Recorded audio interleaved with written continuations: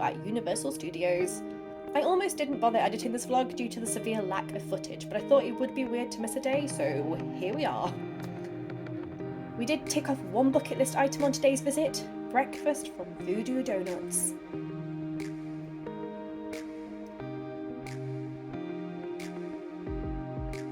Their selection of tempting treats is insane. Seriously, Google them.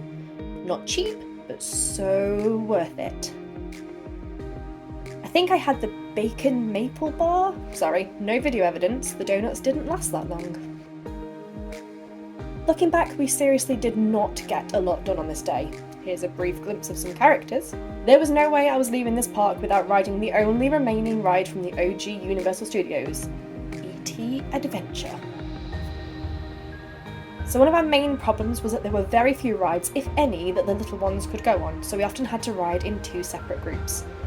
Luckily, my 4-year-old nephew could actually join us on this ride.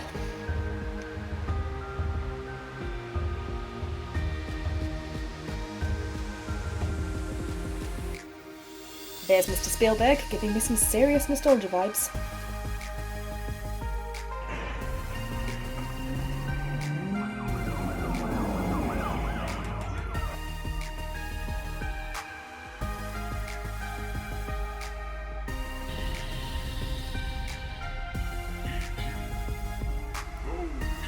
I had forgotten how trippy this ride is. Whoever designed it may have been under the influence of some serious mind-altering substances. The kids loved it.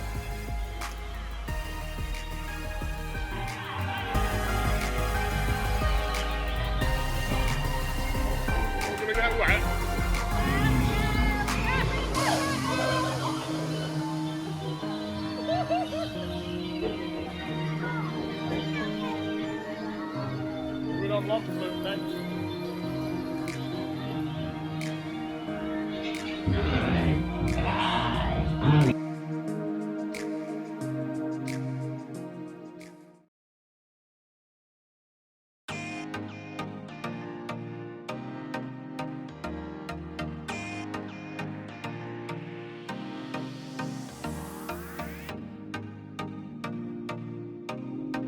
We barely scraped the surface of Simpsons Land. However, a small group of us did spend far too long queuing for this incredibly basic spinning spaceship ride.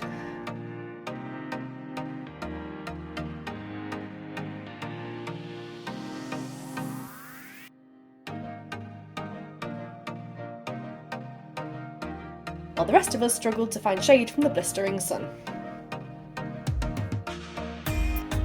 The Men in Black ride. Every bit as good as I remember. Even my 8-year-old grandma enjoyed it.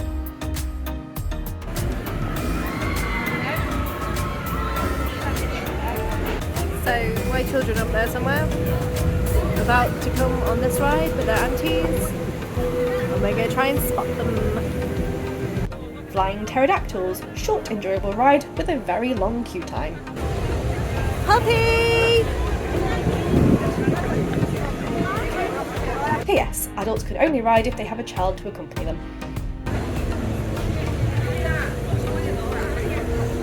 Raya!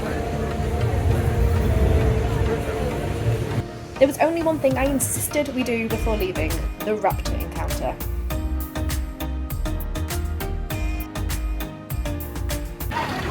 And what's your name? And what's your favorite dinosaur? Good call. And yours? Velociraptor as well? Well, then Sierra's your favorite, right? Yes, yes. She's only 6 months old, so she's still learning. Thank you guys for being calm right now. That's very important around raptors, yes? Excellent. She's looking at your necklace right now, by the way. Yeah, see that thing drawn to the shininess of it? Don't give it to her, please. No, Velociraptor's great for speedy feet, so if she takes it, you're never going to get it back. I was a little bit gutted not to meet the adult raptor, but Sierra, the baby raptor, was very cute. And her handler was really entertaining. Stacey from the future here to say, well, that was a short vlog, wasn't it? As I was editing this vlog, I was like, we did so much that I didn't film. I will say it was a super hectic day. Universal always seemed to be one of the parks that took us the longest to get to and get into. It's quite a journey from the car park through the travelators, through security, down into the Universal, what do they call it? City Walk.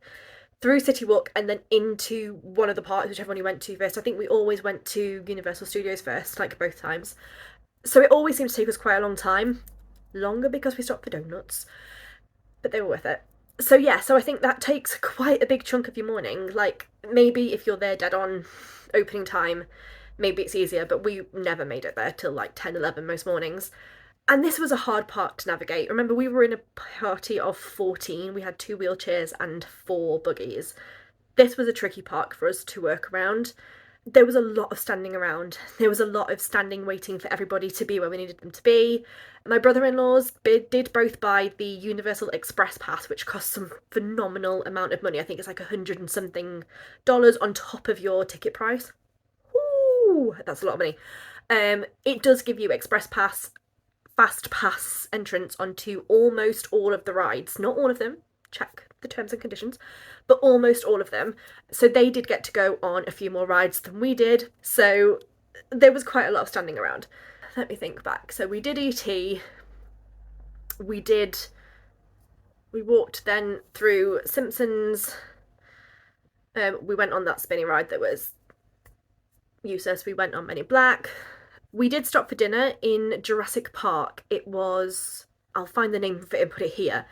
I was not impressed. To be fair, the food was nice. We had like almost like a whole chicken and some rice and some potatoes.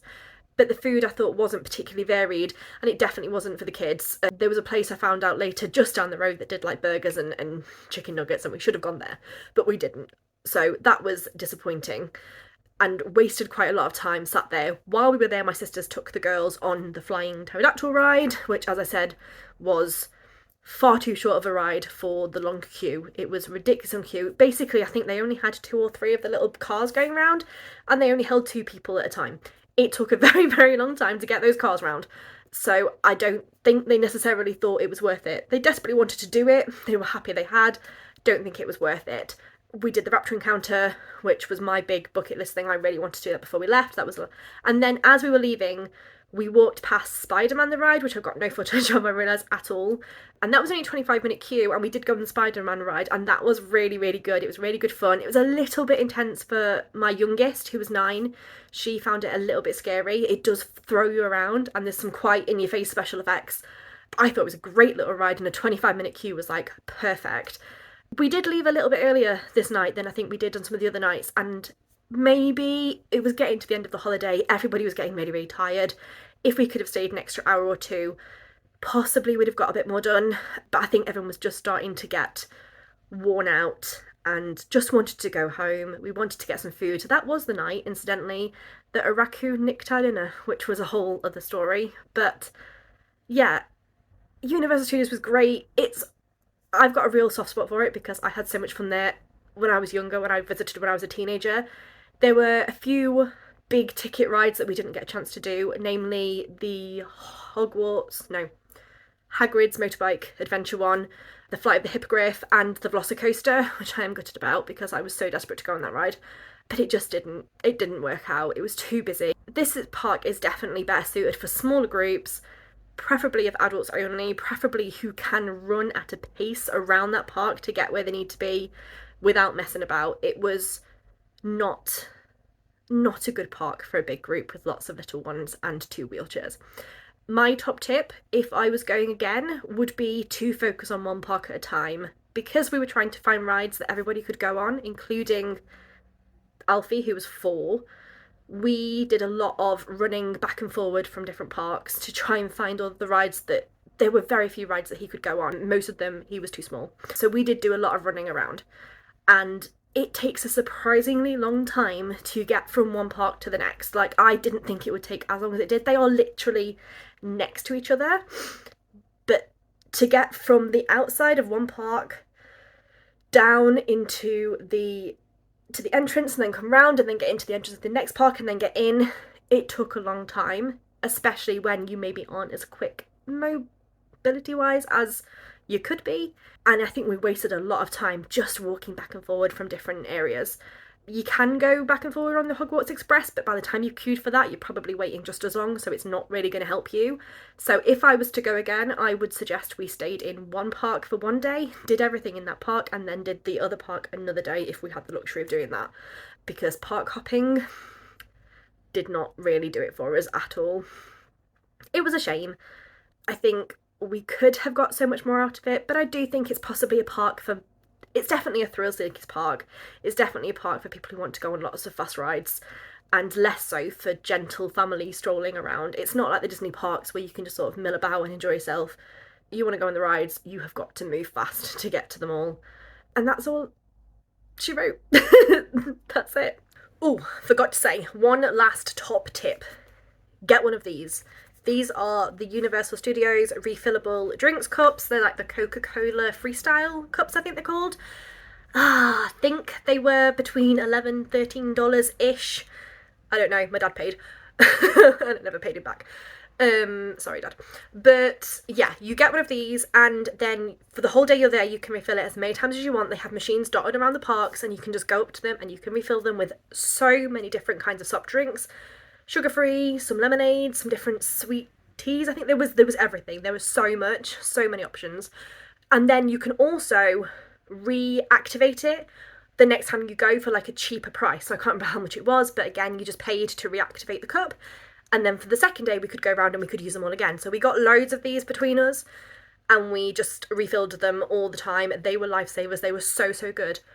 Top extra tip that we discovered on our second day there is you can fill them, if you go to any of the counters, with slushy drinks.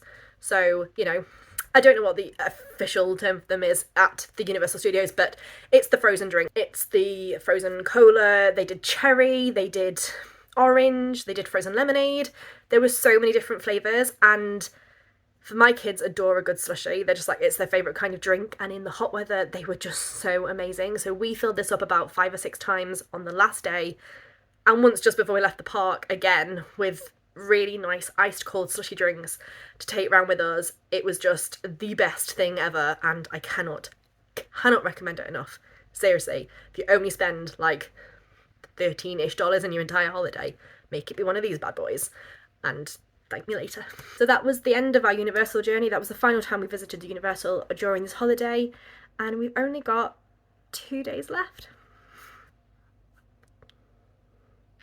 In the next vlog, we are park hopping, which is very excited and was possibly one of my favourite days of the holiday. So I'll be back with that video very soon.